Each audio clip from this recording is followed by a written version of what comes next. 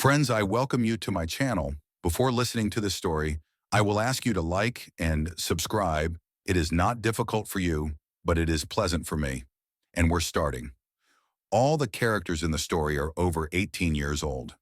If you had asked me 2 months ago if I would have been in this situation, I would have told you that you are full of shit. No way. How would I suspect my wife Jennifer of cheating on me? But before this evening is over, she's going to get the biggest surprise of her life when I hand her copies of the divorce papers, which will be officially handed to her at work on Monday. It shouldn't have ended like this. We've been together for 5 years and married for 4. What kills me, besides cheating, is that Jen, as I call her, talked about starting a family. So why is she flirting with one of my best friends? Maybe all the attention she's been getting over the last couple of years has gone to her head. Jen is the notorious ugly duckling who has now become a swan. Well, she's not really an ugly duckling. She's never been ugly, but you probably get the gist. By the way, my name is Ronald. My friends call me Ron. I'm a bit of a nerd, but I played football in high school. I'm not a beginner, but I played all 4 years and spent enough time on the field to earn a university certificate of honor and the respect of my teammates. My classmates in high school recognized me as the most likely to succeed. I had a few girlfriends in high school and college. Some of them ended up with me, and some of them I broke up with myself. I met Jen when we were both graduate students at Northwestern University's MBA evening school, the Kellogg School's Master of Management program. I worked full-time in the IT department of one of the banks in the city center and attended classes in the evenings. Jen worked at Boeing's headquarters in Chicago. An MBA degree would help our career in many ways. In short, I noticed a young lady at one of my finance classes. At the time we met, and while we were dating, Jen was probably overweight by 15 or 18 kilograms. She wore glasses and was not someone who could be described as smartly dressed. Jen came from a small town in the Midwest with a population of less than 1,000 people, then enrolled in a public college not known for its style or sophistication. So until recently, fashion did not matter. Jen may not have been a sophisticated big city resident, but she's smarter than anyone I've ever met. She was hired by Boeing right after graduating from college, partly due to her knowledge of Japanese. It turns out that her father served in Japan for the first 12 years of Jen's life, and Jen knew the language as if it were her native language. Jen seemed pleasantly pleased when I asked her out on a date as we were leaving class. I picked her up at her apartment on Belmont, and we had a nice dinner on Rush Street, and then went to the living room to continue the conversation and learn more about each other. It turns out that our common favorite place in the city is the Art Institute, and the following weekend we spent the whole Saturday walking through the galleries and comparing what we like and what we don't. Since that Saturday, Jen and I have spent most of our free time together. There was quite a bit of free time between work and school, and it was even more limited to Jen's volunteer work at the Children's Hospital next to the school. Jen came to the hospital and read to 1 or 2 minor patients at least twice a month. When I asked her why, she explained it to me. My younger sister was diagnosed with cancer. I was 15, and I didn't understand anything about death, serious illnesses, real losses. I was just starting to communicate with boys and was quite self-centered. I think my parents were trying to shield me and my siblings from the reality of Jessica's situation. As a result, I spent less time with Jess than I should have. When she died a year later, it was like a wave hit me. It took my family a couple of years to come to their senses. Mom and Dad stayed married, but it was stressful for a while. Now I read to these children and imagined that this is my sister. I didn't know what to say, so I just took Jen's hand. She continued, "I know it's stupid, but it helps me. I pray that Jess looks down on me and understands how terribly sorry I am that I haven't been with her more in the last year." Jen began to sob. I hugged her and couldn't help but feel flattered that Jen could share something so secret with me. We'd only been dating for a few weeks when she shared it. Another thing Jen did to win me over was to help my younger sister. A month after Jen and I started dating, I brought her home to meet my mom and Sarah.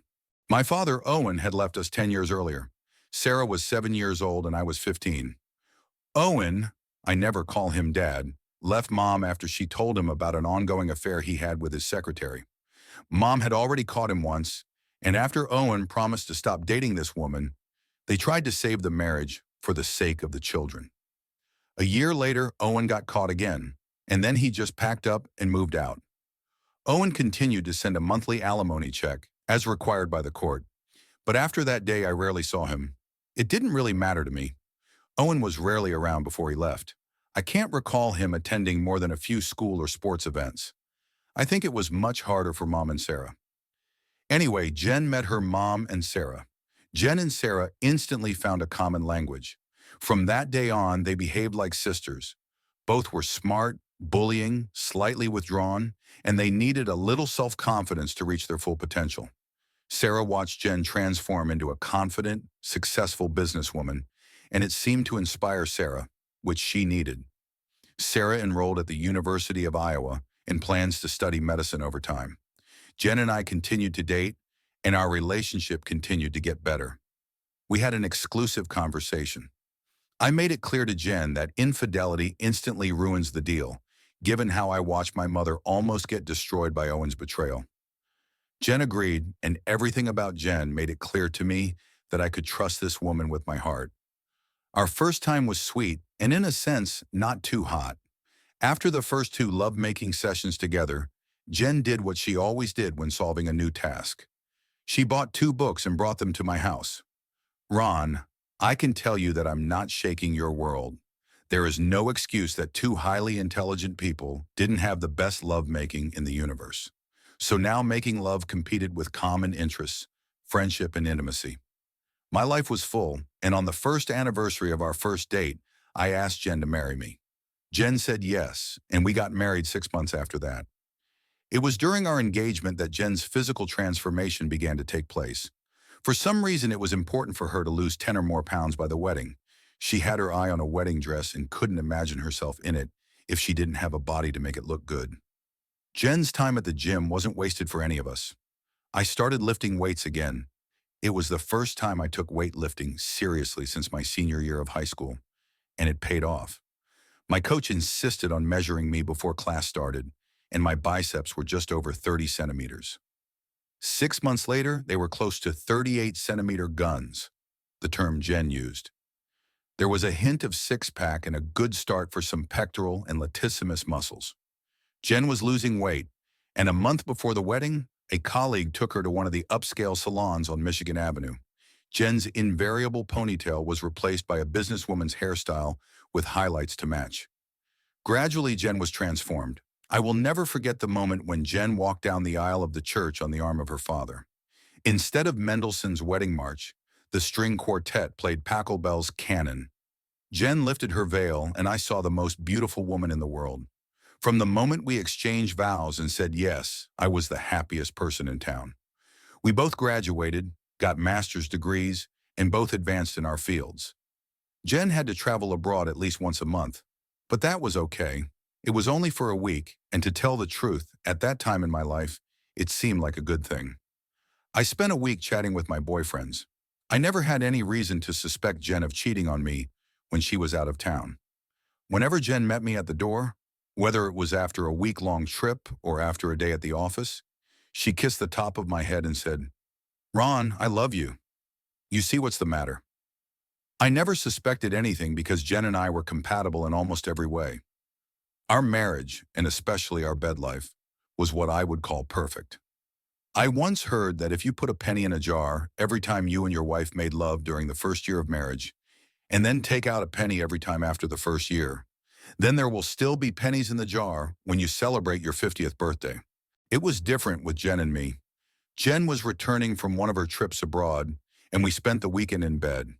Empty Thai delivery boxes, empty pizza boxes, and empty wine and beer bottles were stuffed into the trash. I loved this welcome home weekend. Watching her walk around the apartment in Eva's festive costume was unforgettable. We spent the other 3 weekends a month in the usual way, with friends and family. We went out for dinner and dancing, sometimes to a show, sometimes to a museum or other special event. Life was good. A month ago, everything changed for the worse, and it seemed to come out of nowhere. Looking back, I can't remember anything that would have changed our marriage. Have I been blind all this time? Did I miss the signs of my wife's infidelity? Could a woman I trust with all my heart be so duplicitous? A month ago, it was then that I began to suspect my wife of cheating. It all started with one little inconsistency. Just like you might hear in any tavern where a guy gets drunk when he says to the bartender, well, it all started like this.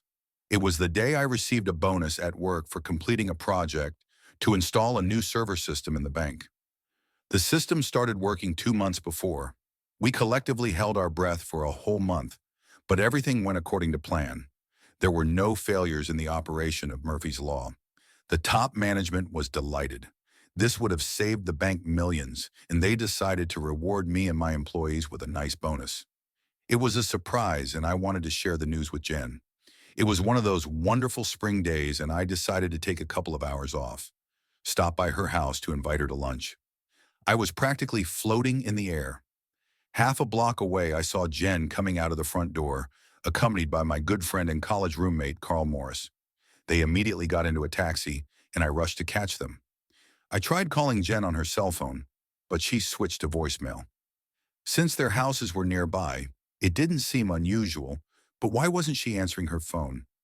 I tried calling her on her cell phone 20 minutes later, and it was voicemail again.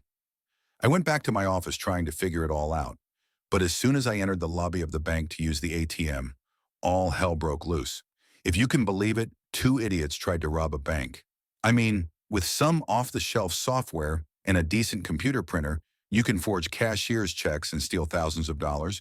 But these 2 idiots enter a bank with an alarm system, armed guards and cameras, brandish guns and pose as John Dillinger.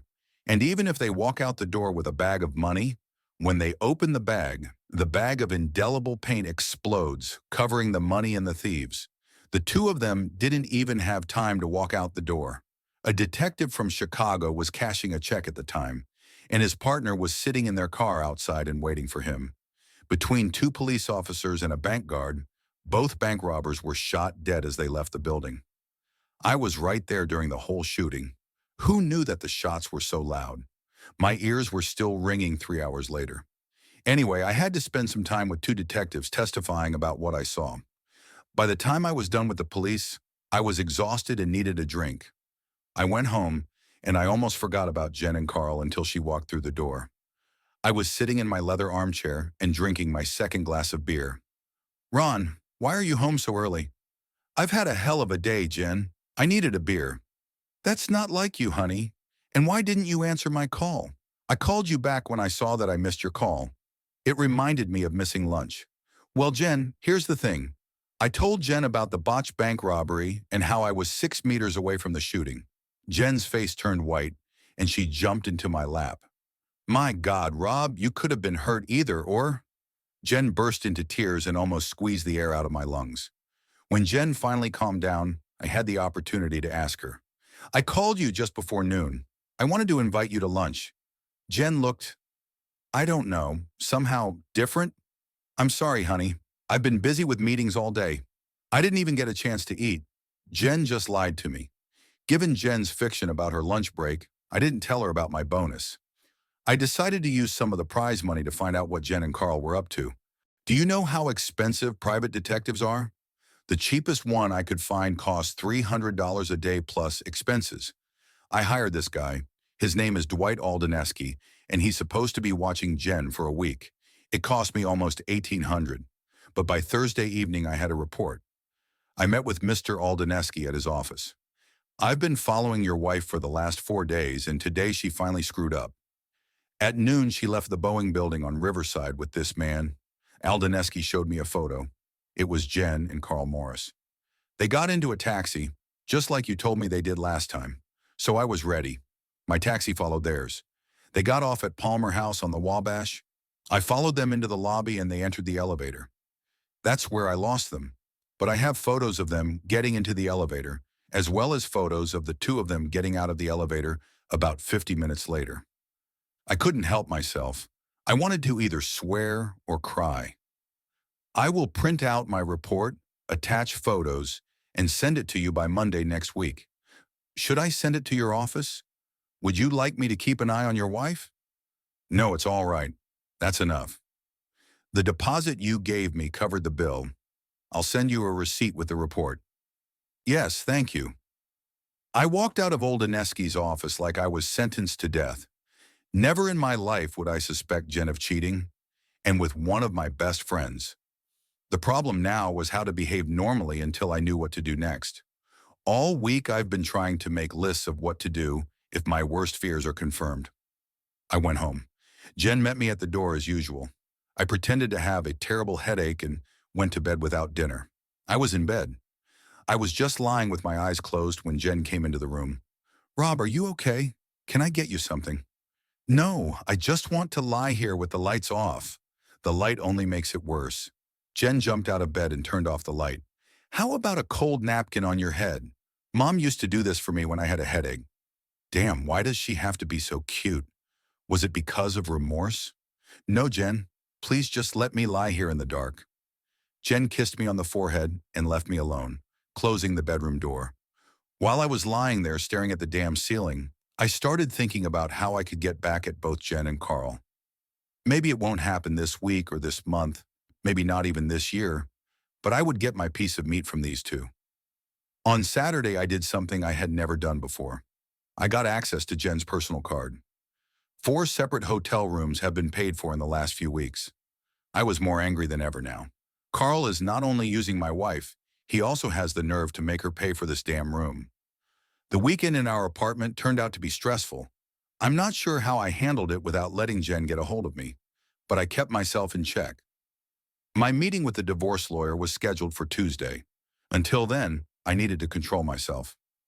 What made the situation worse was Jen's attitude.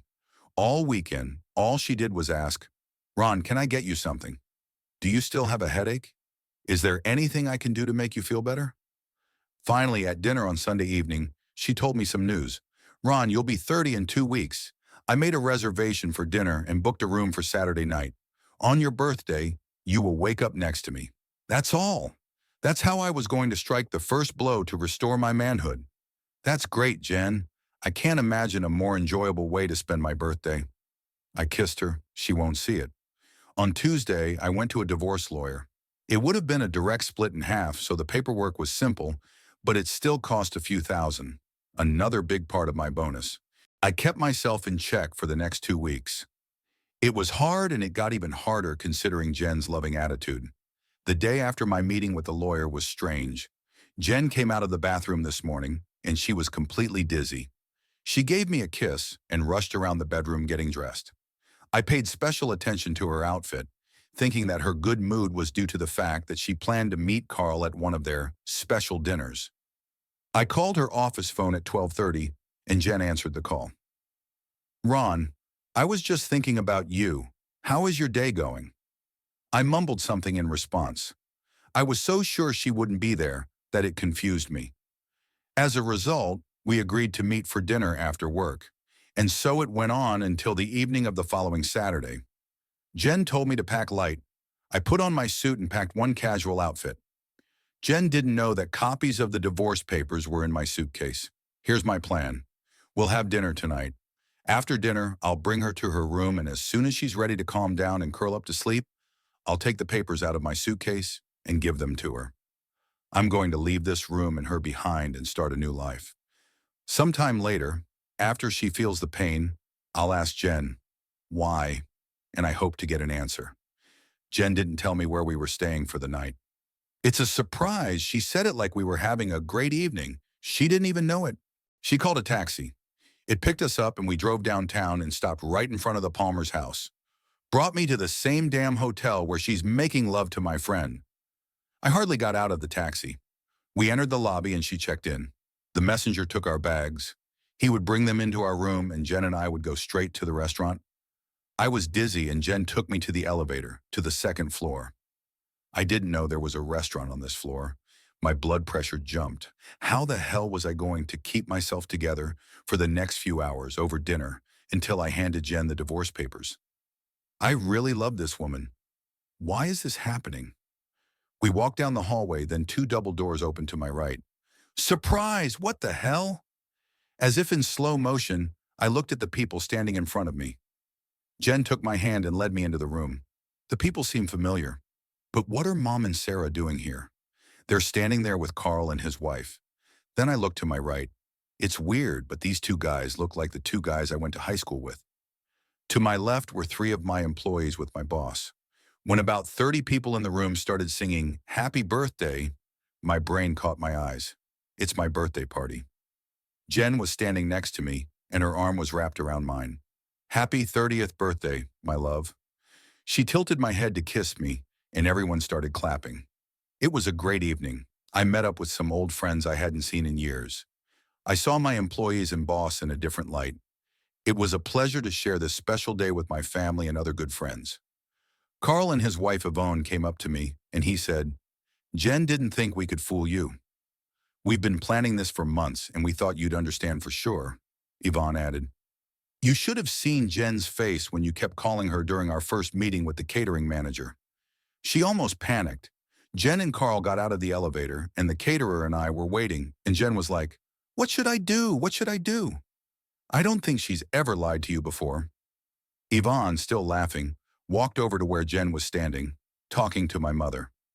Carl looked at his wife standing next to Jen. "How did we get so lucky, Ron? I mean, look at us, two working-class kids. We have a great job and, most importantly, wives who love and support us.